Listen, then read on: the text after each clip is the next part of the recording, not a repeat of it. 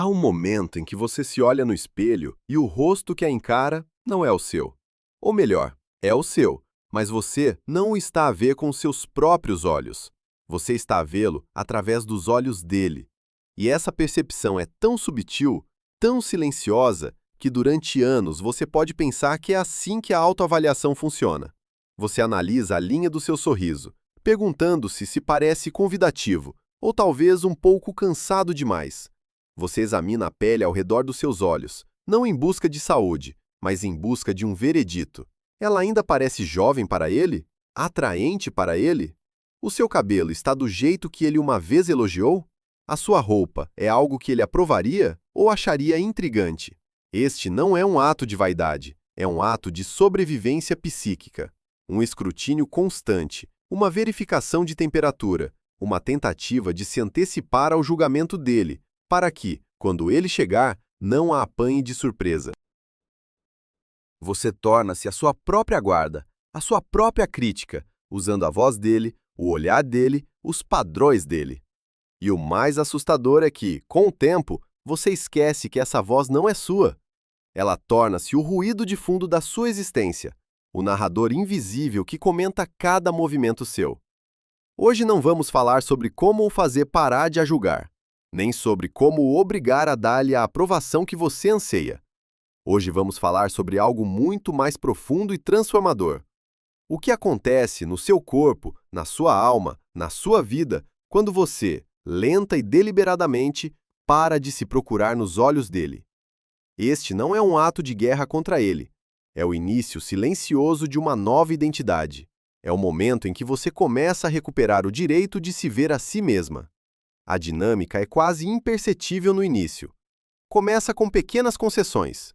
Você usa aquele vestido não porque se sente poderosa nele, mas porque ele uma vez disse que a cor lhe ficava bem. Você modera sua gargalhada numa reunião de amigos porque ele uma vez comentou que você pode ser um pouco demais. Você desiste de um hobby, de uma aula de dança ou de um curso de cerâmica, não porque ele a proibiu, mas porque o tempo gasto lá era tempo em que você não estava disponível para ele, e a possibilidade da sua desaprovação silenciosa era mais pesada do que a alegria da atividade. Cada uma dessas pequenas renúncias parece insignificante, um sacrifício razoável em nome do amor, da harmonia, do relacionamento. Mas, psicologicamente, o que está a acontecer é que você está a entregar a autoridade sobre a sua própria vida, pedaço por pedaço. Você está a treinar o seu sistema nervoso para procurar a aprovação externa antes de consultar a sua própria bússola interna. O olhar dele torna-se o seu norte, a opinião dele, a sua lei, o humor dele, o seu clima. Você acorda de manhã e o primeiro pensamento não é "como me sinto hoje", mas sim "como é que ele está hoje?". Você verifica o telemóvel não para se conectar com o mundo, mas para verificar o seu status no mundo dele. Uma mensagem calorosa significa que você pode relaxar os ombros. Um silêncio ou uma resposta curta significa que o seu corpo entra num estado de alerta subtil e você passa o resto do dia a analisar o que fez de errado. Na psicologia profunda, poderíamos chamar a este fenômeno a projeção do seu ânimos. O ânimos é o arquétipo do masculino interior numa mulher, a parte da sua psique que lida com a lógica, a ação, o pensamento e a estrutura. Quando este ânimos é saudável e integrado, ele é uma fonte de clareza, coragem e discernimento. Ele ajuda a tomar decisões, a estabelecer limites e a conectar-se com o seu próprio poder. Mas quando uma mulher não teve um modelo saudável de masculinidade na sua vida, ou quando uma ferida antiga a ensinou que o amor e a segurança dependem da aprovação de uma figura masculina, o seu ânimos pode permanecer inconsciente e ser projetado para fora. Ela projeta-o no homem da sua vida, e ele, o homem real de carne e osso, torna-se o portador de todo o seu poder de julgamento. O olhar dele não é mais apenas o olhar de um parceiro, torna-se o olhar do seu juiz interno. E é por isso que dói tanto.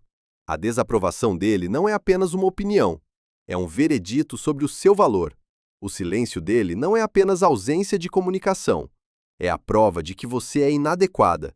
A escolha dele por outra coisa, seja trabalho, amigos ou outra mulher, não é apenas uma escolha. É a confirmação do seu maior medo, o de não ser escolhida, de não ser suficiente. Você não está a lutar contra o homem. Você está a lutar contra uma parte da sua própria alma que entregou a ele. Você vive num estado de performance constante. A sua vida torna-se um palco, e ele é o único espectador que importa.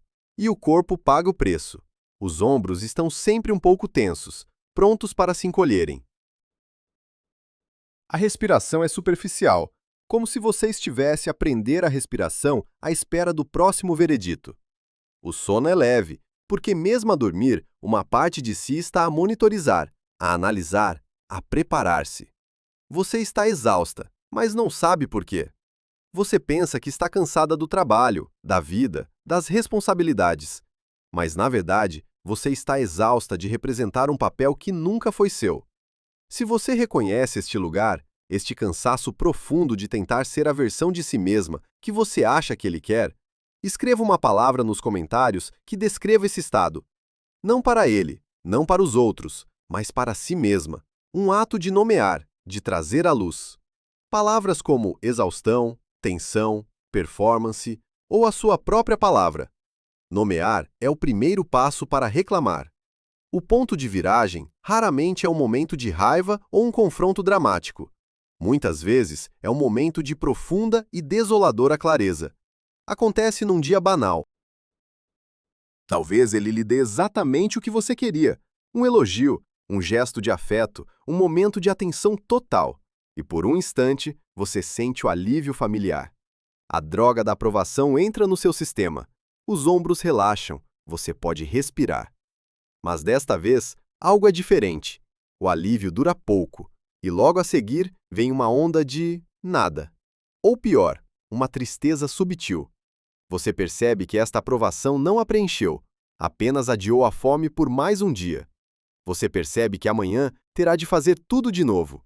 Terá de se esforçar novamente, representar novamente, esperar novamente pelo próximo fix de validação. E é nesse momento que a pergunta muda. A pergunta deixa de ser: o que preciso de fazer para que ele me veja, me aprove, me escolha? E torna-se: quanto tempo mais eu consigo viver assim? É uma pergunta que não surge da mente, mas do corpo. É o seu corpo que a faz, cansado de viver em estado de alerta. É a sua alma que a faz, cansada de viver numa gaiola dourada de aprovação condicional. É a sua verdadeira essência, que de um lugar muito profundo sussurra: eu não aguento mais. Este é o início do fim da procura. Não porque você encontrou uma resposta, mas porque se cansou da pergunta. Você para de se procurar nos olhos dele, não como um ato de força, mas como um ato de rendição. Você rende-se à verdade de que nenhuma quantidade de aprovação externa pode preencher um vazio interno. Você rende-se à dolorosa constatação de que o poder que ele tem sobre si não foi roubado, foi entregue. E é aqui que o verdadeiro trabalho começa. O primeiro passo é o mais assustador: o vazio. Quando você para de procurar o seu reflexo nos olhos dele, a primeira coisa que encontra não é a liberdade, é o silêncio. O juiz interno, cuja voz se tornou o seu ruído de fundo, de repente fica quieto. E esse silêncio é ensurdecedor. Você está habituado a viver em função de uma reação, de uma expectativa. Quando essa expectativa desaparece, você fica à deriva. É como um ator que passou a vida inteira a representar para uma plateia e, de repente, o teatro está vazio. O que ele faz? Quem ele é sem os aplausos, sem as críticas, sem o olhar da plateia? Nos primeiros dias, ou mesmo semanas, você pode sentir-se perdida, desorientada. Você pega no telemóvel por hábito, para partilhar algo, e depois para. Para quem estou a partilhar isto? Você escolhe uma roupa e, a meio do caminho, percebe que não sabe para quem se está a vestir. Esta fase é crucial. A sua psique, habituada ao velho padrão, vai tentar reativá-lo. Você vai sentir um impulso quase irresistível de provocar uma reação nele, apenas para preencher o silêncio. Para ter a certeza de que ele ainda está lá, de que a conexão ainda existe. Você pode enviar uma mensagem, postar uma foto que sabe que ele vai ver, perguntar a um amigo em comum sobre ele. Qualquer coisa para obter um sinal, para reativar o circuito familiar de estímulo-resposta. É aqui que a verdadeira coragem é necessária. A coragem de suportar o vazio. A coragem de não preencher o silêncio imediatamente. A coragem de sentar-se com o desconforto de não saber quem você é, quando não está a ser definida por ele. É um período de desintoxicação. O seu sistema está a livrar-se da dependência da validação externa. E como qualquer desintoxicação, é desconfortável. Você pode sentir-se ansiosa, irritada, triste. Você pode duvidar da sua decisão. A voz da ferida antiga vai sussurrar. Vês? Sem ele não és nada. É melhor voltares, pedires desculpa, seres a mulher que ele quer. É fundamental entender que esta voz não é a verdade. É o sintoma da abstinência. É o velho padrão a lutar pela sua sobrevivência. A sua tarefa aqui não é lutar contra essa voz, é observá-la. Reconhecê-la. E não agir a partir dela. Dizer a si mesma: eu ouço-te. Eu sei que estás com medo. Mas hoje vamos tentar algo diferente. Hoje vamos ficar no silêncio. E gradualmente, algo começa a acontecer. No meio desse vazio, uma nova voz começa a emergir. É muito mais silenciosa, muito mais sutil. É a sua própria voz. Pode começar como uma preferência simples. Você percebe que, na verdade, não gosta daquele restaurante que frequentavam. Você sempre foi lá porque era o favorito dele. E um dia, você escolhe ir a outro lugar. Não por despeito, mas por preferência genuína. Parece uma coisa pequena, mas é um terremoto psíquico. É o seu eu autêntico a reivindicar um pequeno pedaço de território. Depois, pode ser uma opinião. Você está numa conversa e percebe que está prestes a concordar com algo que não acredita, por hábito de manter a paz. E em vez disso, você expressa sua verdadeira opinião. Calmamente, sem agressividade. Você não está a tentar provar nada. Está apenas a ser verdadeira. E o mundo não acaba, ninguém morre. A sua opinião existe e está tudo bem. Cada um destes pequenos atos de autenticidade é como colocar uma pedra na fundação da sua nova identidade. Você está a aprender na prática que o seu valor não é negociável. Ele não depende da aprovação de ninguém. Ele simplesmente é. E o corpo, o seu corpo sábio e honesto, é o primeiro a registrar esta mudança. Um dia, você acorda e percebe que dormiu a noite inteira, um sono profundo e reparador, livre da ansiedade de monitorização. Você está a tomar o pequeno almoço e nota que os seus ombros não estão tensos junto às orelhas, estão relaxados. Você ouve o som de uma notificação no telemóvel e o seu coração não dispara. O seu estômago não se contrai. Você olha quando quer, não por compulsão. Este é o cluster F09 em ação. O corpo sabe. O seu corpo está a aprender que está seguro, que não precisa de estar em constante estado de alerta, à espera de um veredito. Está a aprender a habitar-se a si mesmo. A respiração torna-se mais profunda, mais lenta. Você começa a sentir o chão sob seus pés. Você não está mais a flutuar na órbita de outra pessoa. Você está ancorada no seu próprio centro. Esta é a fase da redescoberta. Você lembra-se daquela aula de dança que abandonou? Talvez você se inscreva novamente. Você lembra-se daquele livro que queria ler, mas que ele achava chato? Você vai a uma livraria e compra-o. Você começa a passar tempo com amigos que talvez tenha negligenciado, porque eles não se encaixavam perfeitamente no mundo dele. Você não está a preencher a sua vida com atividades aleatórias. Você está a seguir os fios da sua própria curiosidade, do seu próprio prazer. Você está a redescobrir quem você era antes de se tornar a guardiã do ego dele. E a mulher que você descobre pode surpreendê-la. Ela pode ser mais forte, mais divertida, mais inteligente, mais complexa do que você se permitia ser. Este processo é a verdadeira individuação junguiana em ação. A individuação é o processo de se tornar quem você realmente é, um indivíduo completo e integrado. E começa precisamente quando você para de projetar partes vitais da sua alma nos outros e começa a integrá-las em si mesma. O ânimos, o juiz interno que você projetou nele, começa a ser retirado. Ele volta para dentro. E a sua tarefa agora é transformá-lo. De um juiz crítico, ele pode tornar-se um aliado discernente. De uma fonte de condenação, pode tornar-se uma fonte de clareza e coragem. Se você sente que está neste ponto de viragem ou anseia por ele, escreva uma palavra nos comentários que represente o que você quer cultivar agora.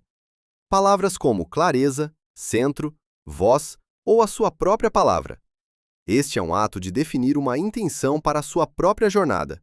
Mas a jornada não é uma linha reta. Haverá testes. E o maior teste, muitas vezes, acontece quando ele reaparece. Isto é quase uma lei da física emocional. No momento em que você começa a sentir-se genuinamente bem sozinha, no momento em que o seu sistema nervoso finalmente se acalmou e a sua vida já não gira em torno dele, é provável que ele envie um sinal. Pode ser algo pequeno, uma mensagem à meia-noite a dizer, estou a pensar em ti, um like numa foto antiga, um comentário numa story, uma pergunta neutra, como estás? O seu corpo será o primeiro a reagir, haverá um solavanco, a adrenalina familiar, o coração a acelerar, é a memória muscular da velha dinâmica a ser ativada. A parte de si que viveu tanto tempo na esperança vai levantar a cabeça e sussurrar. Vês? Eu sabia. Ele sente a minha falta. Funcionou. E este é o momento da verdade. O momento de testar a sua nova fundação. A velha você mergulharia de cabeça. Responderia imediatamente, com o coração a bater de ansiedade e esperança, tentando decifrar o significado oculto por trás das suas poucas palavras. A velha você veria isto como uma vitória, a prova de que a sua ausência o fez perceber o seu valor. Mas a nova você, a mulher que passou pelo vazio e começou a construir o seu próprio centro, reage de forma diferente. Ela sente o solavanco no corpo, mas não se torna o solavanco. Ela observa-o. Ela respira através dele. Ela reconhece a sensação como um eco do passado, uma onda residual de um velho tsunami. Ela não a julga, nem se envergonha dela. Apenas a observa com uma espécie de curiosidade compassiva. Ah, olá, velha esperança. Eu lembro-me de ti. E depois ela faz uma pausa. Essa pausa é tudo. Nessa pausa, ela não está a jogar um jogo. Não está a calcular o tempo de resposta correto para parecer desinteressada. Ela está a consultar-se a si mesma. Ela pergunta-se: como me sinto, na verdade? O que esta mensagem realmente significa? E o que eu quero? Ela olha para a mensagem dele com novos olhos. Não com os olhos da mulher faminta por validação, mas com os olhos da mulher que aprendeu a valorizar a sua própria paz. E com esses novos olhos, ela vê a mensagem pelo que ela provavelmente é, um gesto de baixo custo. Não é uma declaração de amor, não é um pedido de desculpas, não é um plano para um futuro claro. É, muitas vezes, apenas um balão de ensaio, uma forma de ele verificar se o acesso a si ainda está aberto. Se a energia, a atenção e a validação que você costumava fornecer ainda estão disponíveis para ele, caso ele se sinta sozinho, aborrecido ou inseguro. A nova você entende isto, e a sua resposta, se houver uma, vem de um lugar completamente diferente. Não vem da necessidade, mas da escolha. Não vem da ansiedade, mas da clareza. Talvez ela responda com uma frase educada, mas neutra, que não abre a porta para mais ambiguidade. Estou bem, obrigada. Espero que estejas bem também. Ou talvez, apenas talvez, ela olhe para a mensagem, reconheça o que ela representa e escolha não responder de todo. Não como um castigo, não como um jogo de poder, mas como um ato de autoproteção radical. Uma declaração silenciosa de que ela já não está disponível para conversas que não levam a lado nenhum, que a sua paz é mais valiosa do que a validação intermitente dele, que a sua energia já não está à venda por migalhas de atenção. Fazer isto pela primeira vez é assustador. A velha ferida grita que você está a perder a sua oportunidade. Mas depois que o momento passa, uma nova sensação surge. Uma sensação de poder calmo. Uma sensação de integridade. Você não traiu a si mesma. Você manteve-se firme no seu próprio centro. E essa sensação é 1000 vezes mais gratificante do que qualquer alívio temporário que a mensagem dele pudesse ter trazido. É neste ponto que a sua identidade começa a solidificar-se. Já não é algo frágil que precisa de ser protegido do mundo. Torna-se a sua forma padrão de ser. Você começa a notar como a sua percepção do mundo muda. O olhar de outros homens já não a afeta da mesma forma. Um olhar de admiração é agradável, mas não a define. Um olhar de desinteresse é irrelevante. Você já não está a fazer um casting para o papel de mulher desejável. Você simplesmente é. As suas amizades aprofundam-se, porque você agora tem mais de si para oferecer. Você ouve com mais atenção. Você partilha com mais autenticidade. Você já não está a usar as suas amigas como um conselho de guerra para decifrar o comportamento dele. Você está presente. O seu trabalho pode melhorar, porque a energia mental que antes era gasta a analisar e a preocupar-se está agora livre para se concentrar, para criar, para resolver problemas. Você torna-se mais assertiva, mais clara nas suas comunicações. E a sua relação com a solidão transforma-se. A solidão deixa de ser um vazio assustador que precisa de ser preenchido a todo custo. Torna-se solitude.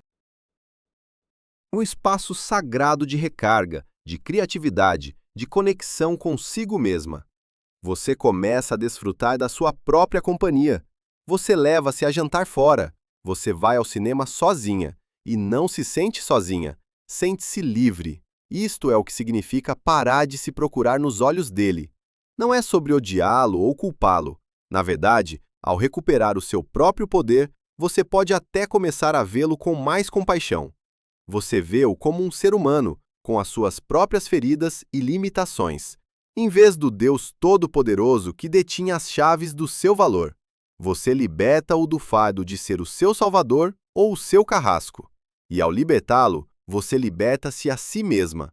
A identidade que emerge deste processo é magnética. Não porque seja perfeita ou barulhenta, mas porque é real. É a beleza de uma mulher que não está a tentar ser nada para ninguém, que está simplesmente a ser ela mesma, que habita o seu corpo com confiança, que fala com a sua própria voz, que se move pelo mundo a partir do seu próprio centro.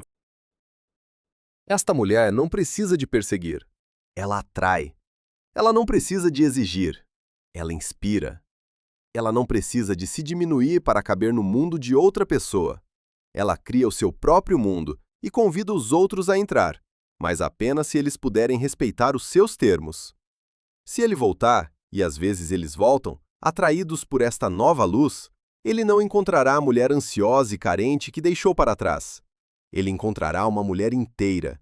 E ele terá de se apresentar de uma forma totalmente nova se quiser fazer parte da vida dela. Terá de trazer clareza, consistência e respeito. Porque ela já não tem medo de ficar sozinha. O seu maior medo, agora, é perder-se a si mesma novamente. E esse é um preço que ela já não está disposta a pagar. No final, a jornada de parar de se procurar nos olhos dele é a jornada de voltar para casa. Para o único lugar onde você sempre pertenceu. A si mesma. Olhe-se no espelho agora. Respire fundo. E por um momento, tente ver-se não através dos olhos dele, nem dos olhos da sociedade, nem dos olhos da sua ferida. Tente ver-se com os olhos da mulher em que você se está a tornar. Uma mulher que está, finalmente, a reclamar o seu próprio olhar. Se esta conversa ressoou no lugar profundo dentro de si, deixe uma frase final nos comentários. Não como uma performance, mas como um marco, uma afirmação silenciosa para si mesma. Uma frase como: eu reclamo o meu olhar, a minha paz não é negociável, ou simplesmente: eu volto para casa. Que as suas palavras sejam uma âncora para esta nova e corajosa identidade que está a nascer. Mas o que significa, na prática, ser uma mulher inteira? Significa, antes de mais, fazer as pazes com a sua própria sombra. A sombra, na psicologia junguiana, é o lugar onde guardamos todas as partes de nós que foram rejeitadas, primeiro pelos outros e depois por nós mesmas. A sua raiva, a sua ambição desmedida, a sua sexualidade selvagem. A sua necessidade de silêncio. A sua tristeza inconveniente. Todas as partes de si que você aprendeu que não eram amáveis, que poderiam fazê-lo ir embora.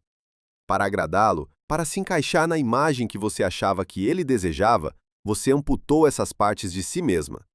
Você tornou-se perpetuamente agradável, compreensiva, disponível. Você engoliu a sua raiva e chamou-lhe paciência. Você escondeu a sua ambição e chamou-lhe contentamento. Você domesticou a sua gargalhada, a sua dança, a sua opinião, para não ser demais.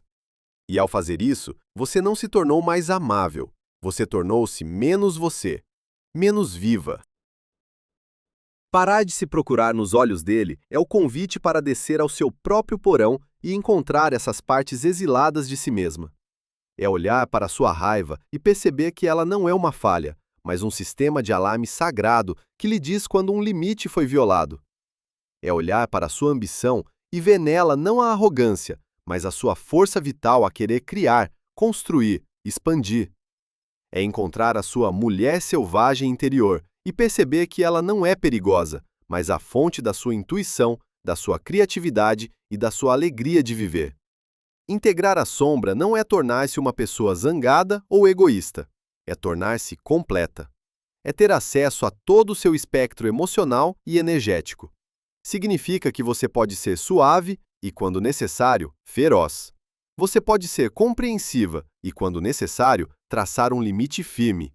Você pode ser uma parceira dedicada e, ao mesmo tempo, uma mulher com a sua própria missão.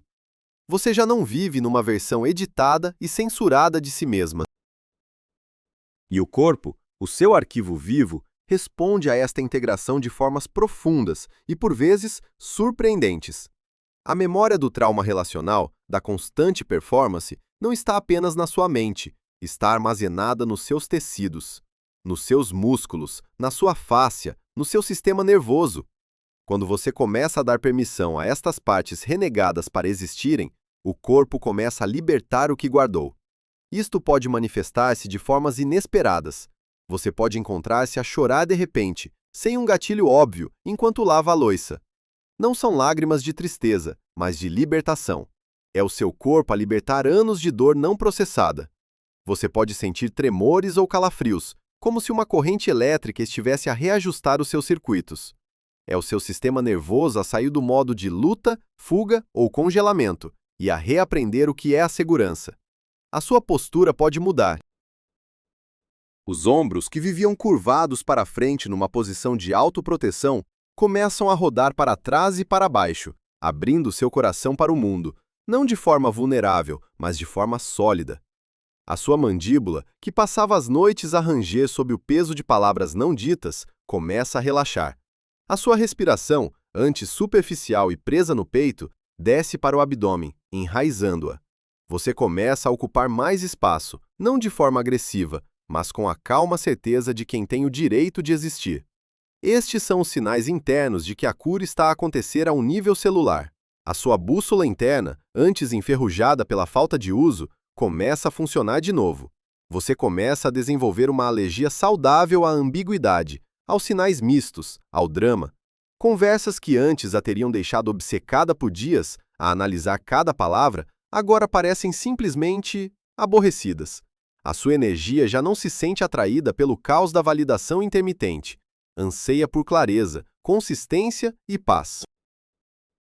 Você começa a sentir uma nova espaçosidade na sua mente. O espaço que antes era ocupado por pensamentos obsessivos sobre ele, o que ele está a pensar? Por que é que ele não ligou? O que eu fiz de errado? Fica subitamente livre.